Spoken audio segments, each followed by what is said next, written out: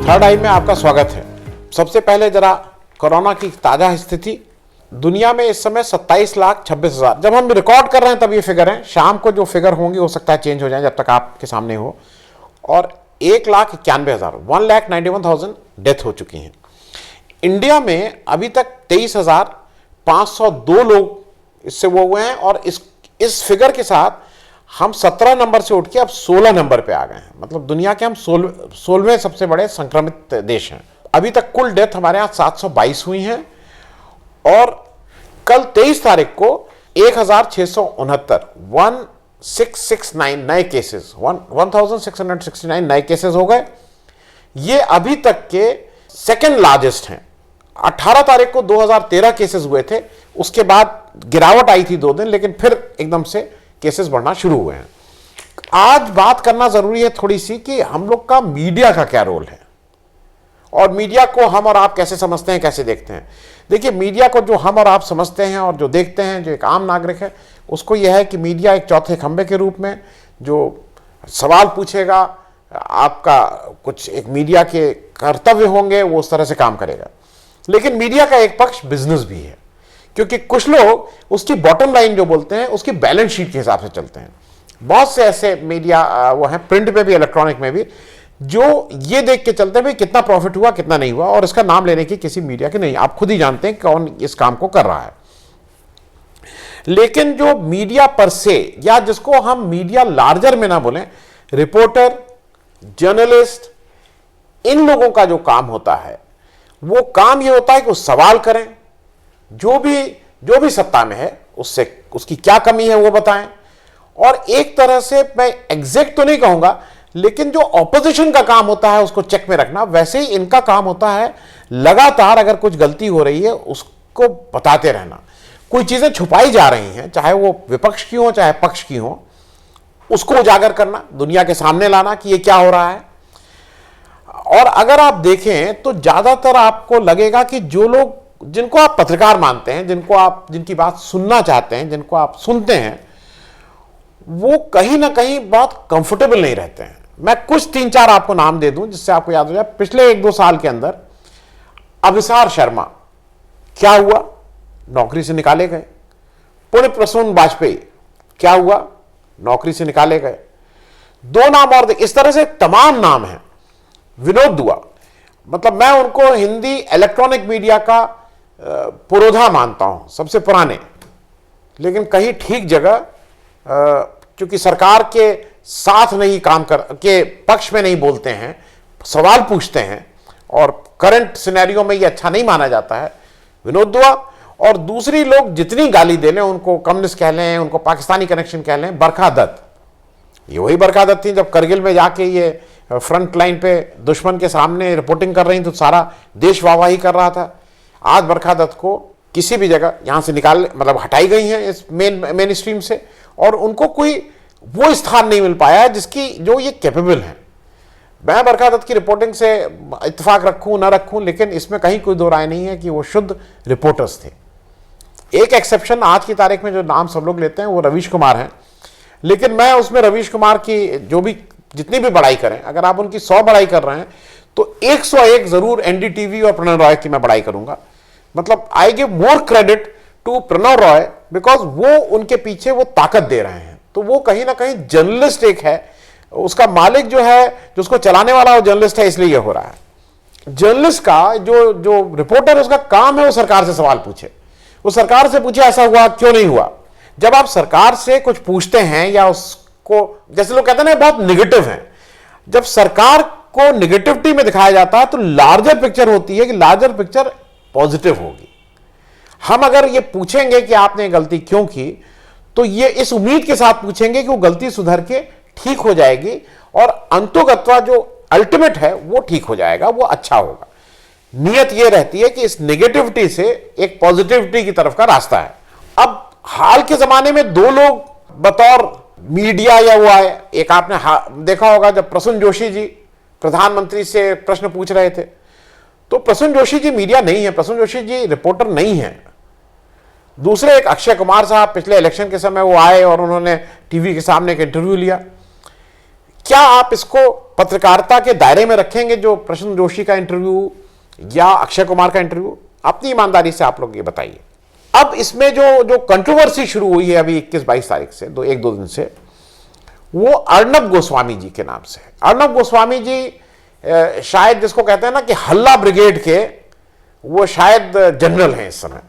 तो जो हल्ला ब्रिगेड है, जिसने आज टीवी में रिपोर्टिंग कम और हाव हाव करके जोर जोर से बात करने का जो कल्चर लाने के जो पुरोधा है, वो मैं अर्नब गोस्वामी को जरूर कंसीड करता हूं। अच्छा, इनका अभी क्या है कि ये सरकार से प्रश्न नहीं पूछते हैं। अगर आप इनकी रिपोर्टिंग देखिए तो ये विरोधियों को कटघरे में खड़ा करते हैं। मतलब ये एक नई तरह की मीडिया होती है जहां पे जो भी विपक्ष है उसको कटघरे में खड़ा करते हैं और उसको प्रूफ करते हैं कि ये कितने राष्ट्रद्रोही हैं, एंटी नेशनल है, अर्बन नक्सल, ये सब इन्हीं के कॉइन के वर्ड हैं, अर्बन नक्सल और क्या क्या। क्योंकि आज अगर पत्रकार याद रखने वाले हैं, लोगों को याद रहता है, तो मैं फिर एक दो नाम, गौरी लंकेश को लोग याद रखते हैं, क्यों याद रखते हैं? उदयन शर्मा को लोग याद रखते हैं, क्यों याद रखते हैं? रिसेंट टाइम्स में पी साईनाथ की जो हैसियत है पत्रकारिता पर से, मैं पत्रकारिता की बात कर रहा हूं, तो ये लोग शुद्ध पत्रकार हैं और ये लोग अनकंफर्टेबल क्वेश्चन पूछते हैं। अब आप विपक्ष से अर्नब गोस्वामी साहब कटघरे में खड़ा करके एक तरह से प्रूफ करते हैं कि सरकार के पक्ष, मतलब सरकार के पक्ष के वकील होते हैं। कोर्ट में दो वकील होते हैं ना, एक जो कहता है कि भाई इन्होंने ये आरोप लगाता है कि इन्होंने ये गलती की, वो प्रोसिक्यूशन लॉयर कहता है। एक डिफेंडेंट लॉयर होता है जो कहता है कि नहीं, ये गलती नहीं की। तो यहां पे मीडिया का काम प्रोसिक्यूशन लॉयर का है, मेरा काम आरोप लगाना है। लेकिन अर्नब साहब अपना रोल डिफेंस काउंसिल वाला करते हैं, जहां पे वो सरकार के ऊपर जो भी है उसके ऊपर आरोप लगाने के बजाय वो विपक्ष के ऊपर आरोप लगाते रहते हैं। इनके बारे में आप सब लोगों को अब तक पता लग गया होगा। एक ब्रीफ बहुत जल्दी से, गुवाहाटी में इनकी पैदाइश हुई। इनके नाना जो थे वो सीपीआई के एमएलए थे, सीपीआई के बहुत दिनों तक आसाम के अध्यक्ष भी रहे। इनके पिता आर्मी में थे और उसके बाद उन्होंने बीजेपी ज्वाइन कर ली थी और 1998 का इलेक्शन बीजेपी के टिकट पे लड़े थे, लेकिन हार गए थे। इनके मामा जो हैं वो सिद्धार्थ भट्टाचार्य, वो सिटिंग एमएलए हैं बीजेपी के। और जब सोनोवाल जी 2015 के बाद कांग्रेस से टूट के चले गए भाजपा में और वहां अध्यक्ष बन गए और फिर चीफ मिनिस्टर, उसके पहले ये इनके मामा ही आसाम बीजेपी के अध्यक्ष थे। इन्होंने अपना कैरियर टेलीग्राफ प्रिंट मीडिया से शुरू किया, एनडीटीवी में आ गए। एनडीटीवी में, ये आपकी जानकारी के लिए बता दूं, ये राजदीप सरदेसाई को रिपोर्ट करते थे। मतलब इनके जो बॉस, डायरेक्ट बॉस थे, वो राजीव सरदेसाई थे। वहां से इन्होंने एक बड़ी छलांग लगाई। 2006 में ये टाइम्स नाउ में आ गए, टाइम्स नाउ ईटी नाउ के एडिटर इन चीफ हो गए। वहां पे ये करीब 10-11 साल रहे। 1 नवंबर 2016 को इन्होंने टाइम्स नाउ से इस्तीफा दिया और 6 मई 2017 को इन्होंने अपना एक चैनल रिपब्लिक इंडिया, हिंदी अंग्रेजी दोनों में शुरू किया, रिपब्लिक टीवी के नाम से। इस रिपब्लिक टीवी में 2-3 मुख्य पार्टनर थे जो सामने दिख रहे थे। एक उसमें राजीव चंद्रशेखर हैं। राजीव चंद्रशेखर जी एमपी हैं, इंडिपेंडेंट एमपी थे पहले, राज्यसभा के 2 टर्म कर्नाटका में। बाद में भाजपा ज्वाइन कर ली और इस समय एनडीए जो है, नेशनल डेमोक्रेटिक अलायंस, केरला के वाइस चेयरमैन हैं। बड़े उद्योगपति हैं, बीपीएल मोबाइल के मालिक हैं, थे, उसकी कुछ स्टेक्स बेची हैं, अभी भी वही कंट्रोल करते हैं। काफी मतलब बिजनेसमैन अच्छे हैं। अच्छा, इसमें जो जब इनिशियल पैसा लगा रिपब्लिक में, तो अर्नब और उनकी पत्नी के 26 करोड़ लगे और 30 करोड़ रुपए करीब राजीव चंद्रशेखर जी ने जुपिटर कैपिटल नाम की उनकी एक जो कंपनी की थी उसके माध्यम से लगाया। जुपिटर कैपिटल का नाम याद रखिएगा क्योंकि वो एक कहीं रेफरेंस में आगे उसकी बात हम लोग चर्चा करेंगे। उसके बाद राजीव चंद्रशेखर जी 2017 में इन्होंने बीजेपी ज्वाइन की और फिर इन्होंने कुछ दिनों बाद, मतलब उस समय तो ये रिपब्लिक टीवी आ गया था, कुछ दिनों बाद इन्होंने रिपब्लिक टीवी के अपने को अलग कर लिया और ये कह के कि भाई चूंकि मैं अब बीजेपी का सदस्य हो गया हूं तो ये क्लैश ऑफ इंटरेस्ट है। इतने एथिकल लोग थे कि राजीव चंद्रशेखर जी ने कहा कि मैं चूंकि पार्टी ज्वाइन कर रहा हूं तो अब ये जो मीडिया है ये बिल्कुल निष्पक्ष रहे। इतने दूध के धुले उन्होंने उसको अपने को विड्रॉ कर लिया और जैसा कहा जाता है कि वो शेयर भी शायद अर्नब जी ने फिर से खरीद लिया और इस समय 82% स्टेक्स रिपब्लिक टीवी के अर्नब गोस्वामी जी के हाथ में है। अब मैं एक साभार श्याम मीरा सिंह हैं, आप लोग चले जा सकते हैं फेसबुक पे, उनकी वॉल पे मैं कुछ स्टोरी वहां से मैंने उठाई है, कुछ अपनी रिसर्च करके किया है, लेकिन मुख्य रूप से श्याम मीरा सिंह की। अब आगे की बात उनके हवाले से। रिपब्लिक टीवी जिस दिन लॉन्च हुआ 6 मई 2017 को, उसके पहले दिन की जो ब्रेकिंग थी वो लालू और शहाबुद्दीन के बीच का वार्तालाप इन्होंने किया। कुछ लोगों का कहना है कि वो पहले ही जब ये टाइम्स नाउ में थे उसी समय की थी, जो भी था, खैर वो वार्तालाप मतलब ये प्रूव किया गया कि लालू का उन अपराधियों से संबंध है। हालांकि शहाबुद्दीन भी एमपी थे और राजनीति में थे। दूसरा, इन्होंने जो सेकंड डे जो इन्होंने ब्रेक की, वो अगर आपको याद हो, आम आदमी पार्टी के जो पूर्व विधायक थे कपिल मिश्रा जी, जो अभी बहुत चर्चा में आए रिसेंटली, स्टार प्रचारक हैं इस समय बीजेपी के, उन्होंने आरोप लगाया, सत्येंद्र जैन जो हेल्थ मिनिस्टर थे आम आदमी पार्टी के, उन्होंने 2 करोड़ रुपए हुआ। ये उनकी सेकंड ब्रेकिंग थी ऑन दी डे 2। डे 3 में इनकी ब्रेकिंग थी शशि थरूर और सुनंदा पुष्कर वाली, और वो कई दिन तक कंटिन्यू किया इन्होंने वहां। बैकग्राउंड ये है कि इसको इतना ज्यादा क्यों किया गया, क्योंकि उससे पहले मौत हो चुकी थी। वो तो ऐसा कहा जाता है कि राजीव चंद्रशेखर जी तिरुवनंतपुरम से इलेक्शन लड़ना चाहते थे, जहां से शशि थरूर एमपी हैं। उनको मद्देनजर रखते हुए, क्योंकि ये था कि उनके वही कैंडिडेट होंगे जिसके अगेंस्ट इनको लड़ना है, ये सारी प्रक्रिया उस वजह से थी। खैर, मेन मुद्दे पे आते हैं। 2014 में राजीव चंद्रशेखर जी डिफेंस मिनिस्ट्री की स्टैंडिंग कमेटी में आ जाते हैं। ये वैसे फाइनेंस मिनिस्ट्री की कंसल्टेटिव कमेटी में भी हैं, लेकिन स्टैंडिंग कमेटी में ये डिफेंस की हैं। अब जरा एक चीज इसलिए समझ लीजिए कि ये कहां क्या खेल हो रहा है। राजीव चंद्रशेखर जी वहां से अपने को विड्रॉ कर लेते हैं ऑन दी एथिकल इशू। एक कंपनी है एक्सिस कैडेस एरोस्पेस एंड टेक्नोलॉजीज, जिसको शॉर्ट में ए कैट बोलते हैं, ACAT बोलते हैं, जो भी बोलिए। ये डिफेंस के कॉन्ट्रैक्ट लेती है, इससे काफी कॉन्ट्रैक्ट लिए हैं उसके बाद। और इसकी जो होर्डिंग है 2015 में, इसकी 75% होर्डिंग जुपिटर कैपिटल की थी, वही कंपनी जो राजीव चंद्रशेखर ने जिसके माध्यम से रिपब्लिक टीवी में इन्वेस्ट किया था। अब ये क्लैश ऑफ इंटरेस्ट, यहां तो इतने एथिकल हैं, डिफेंस मिनिस्ट्री की स्टैंडिंग कमेटी में रहते हुए इन्हीं की कंपनी कॉन्ट्रैक्ट लेती है, और एक नहीं कई कॉन्ट्रैक्ट लेती है। ये स्टोरी वायर ने की थी, जिसके अगेंस्ट फिर ये डिफेमेशन सूट के लिए चले गए थे वायर के अगेंस्ट। मतलब मैं जानकारी के लिए बता दे रहा हूं, ये सारी चीजें उपलब्ध हैं। ये वो चंद्रशेखर जी भी इनके साथ के खिलाड़ी थे। अब ये जो इंसिडेंट हुआ वो मैं बता दूं। अब दोनों लोग कंफर्टेबल हैं एक दूसरे, कितना बीजेपी के साथ हैं नहीं है, ये भी एक जानने वाली बात है कि 26 करोड़ और फिर 30 करोड़ एक रिपोर्टिंग से जिसने अपना जीवन शुरू किया, आज इस तरह के पैसे कैसे इन लोगों के पास आ जाते हैं, इस पे तो मालूम नहीं, मतलब इसका कोई आंसर नहीं है किसी के पास। अर्नब गोस्वामी जी को वाई कैटेगरी की सिक्योरिटी देवेंद्र फडणवीस ने दी थी, और जब नई सरकार आई उसने चेंज नहीं किया, इनको वाई सिक्योरिटी उपलब्ध थी। जिस दिन ये कहते हैं कि मैं रात में 12:15 बजे निकल रहा था किस रोड पे बंबई में, और मुझे कुछ मोटरसाइकिल वालों ने पीछा किया, 2 मोटरसाइकिल में बैठे हुए सवार, और उन्होंने फिर रोका और फिर मेरे शीशे को और खिड़की को मुक्के से तोड़ने की कोशिश की। बाद में हालांकि ये उन्होंने कहा नहीं, लेकिन जैसा पता लगा इंक फेंक के चले गए उस गाड़ी के ऊपर। ये बार बार कह रहे हैं। तो पहली चीज तो मुझे ये लगता है कि अगर वाइस सिक्योरिटी है जिसमें 4-5-6 लोग मिलते हैं, वो ट्रेल करती है इनकी गाड़ी को, पुलिस की गाड़ी 100% ट्रेल कर रही होगी। क्योंकि अगर ट्रेल नहीं कर रही होगी तो उन पुलिस वालों की नौकरी जरूर जानी चाहिए। कि लॉकडाउन के समय जहां पे कोई ऐसी भीड़ भी नहीं है, रात में 12:15 बजे आप ये भी नहीं कह सकते हैं कि ट्रैफिक था तो मैं फंस गया था, उस गाड़ी को इनको ट्रेल करना चाहिए था। तो जैसा ये कह रहे हैं कि इनको 5-7-10 मिनट तक होल्ड करके रखा गया, तो वो पुलिस वाले क्या कर रहे थे, वो सिक्योरिटी क्या कह रही थी। उसके बाद ये आते हैं और घर में घुसने से पहले ये अपने बेसमेंट में खड़े होकर ये बहुत आवेश में एक क्लिप बनाते हैं, और उस क्लिप को बना के उसको फोटो शूट करके ये सब जगह सर्कुलेट करते हैं। और उसमें जो भी बना रहा है वो उधर से कहता है, वो सब सुनाई दे रहा है कि स्टार्ट करना है, मतलब वो प्रॉपर शूटिंग होती है। और जिसमें ये बताते हैं कि पहले ये कहते हैं 15 मिनट बाद वो मेरे सिक्योरिटी वाले आ गए, फिर ये कहते हैं नहीं 5 ही मिनट बाद आ गए, और सिक्योरिटी वालों को ने इनको आके बताया कि उन 2 लोगों को पकड़ा था, पकड़ के मतलब वो चले गए फिर उसके बाद, और उन 2 लोगों ने इनके सिक्योरिटी वालों को बताया कि हम लोग कांग्रेस के व्यक्ति हैं और हमें ये high command, very high up ये कहते हैं, वेरी हाई अप से डायरेक्शन मिला है ये करने को। ये बात कह के वो कांग्रेसी चले गए, सिक्योरिटी ने आके इनको बताया, और ये इतने एजिटेट होके उसको इन्होंने वीडियो रिकॉर्ड करके सब जगह फैला दिया। हालांकि जब वो वीडियो की जांच पड़ताल हुई तो पता यह लगा कि वो वीडियो तो शाम को 8 सवा 8 बजे ही रिकॉर्ड हो गया था।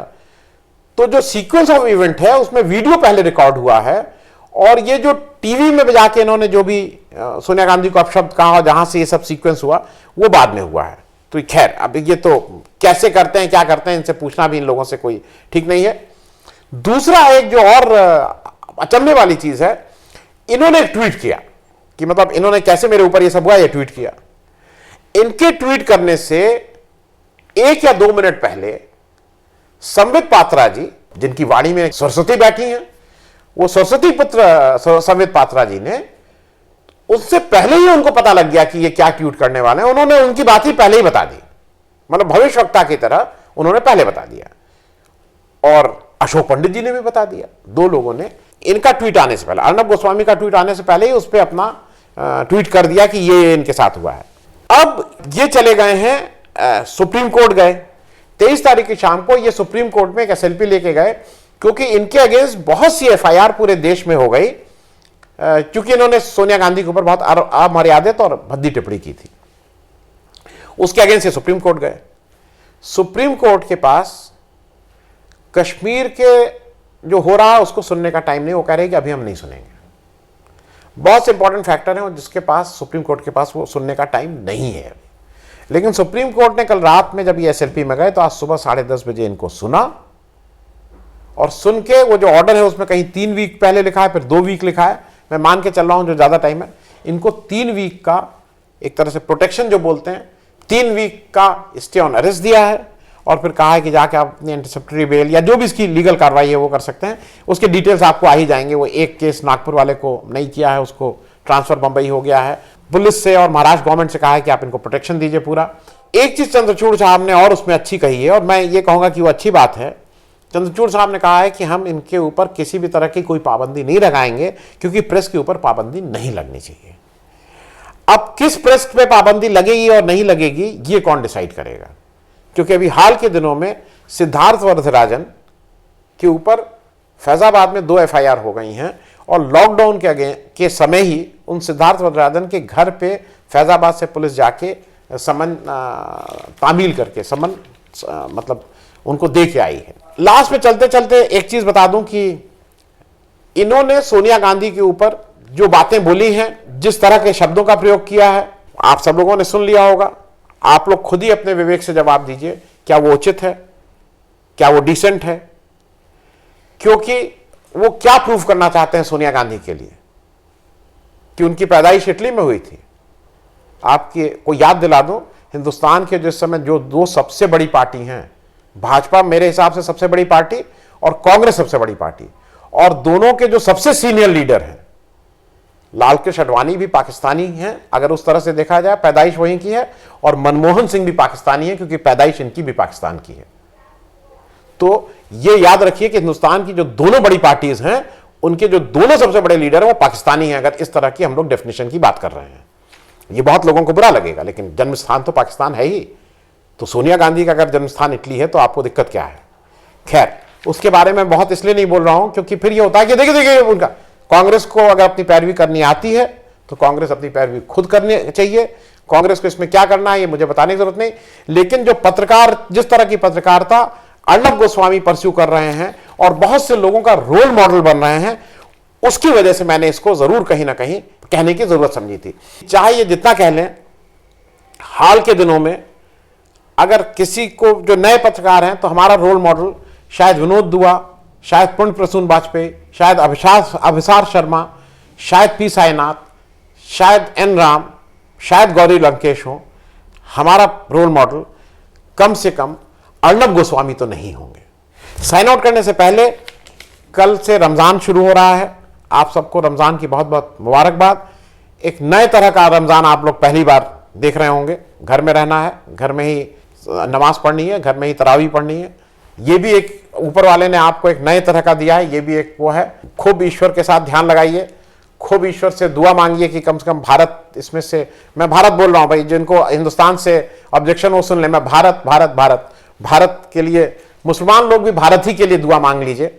और दूसरा, एक हम लोगों ने छोटा सा 4-5 मिनट का एक क्लिप बनाई है।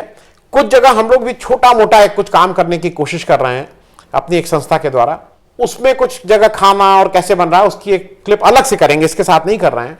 आप लोगों से आग्रह है कि उसको जरूर देख लीजिएगा और जिससे जो मदद बन सके उन लोगों के लिए जो वंचित हैं इस समय, कुछ ना कुछ करने की जरूर कोशिश करिए। धन्यवाद। तो हमारा ये कार्यक्रम अच्छा लगा तो कृपया सब्सक्राइब करें और साथ में वो छोटी घंटी भी दबा दें, जिससे आपको जब भी कोई नया वीडियो, नया एपिसोड अपलोड हो तो आपको उसकी सूचना मिल जाए। धन्यवाद।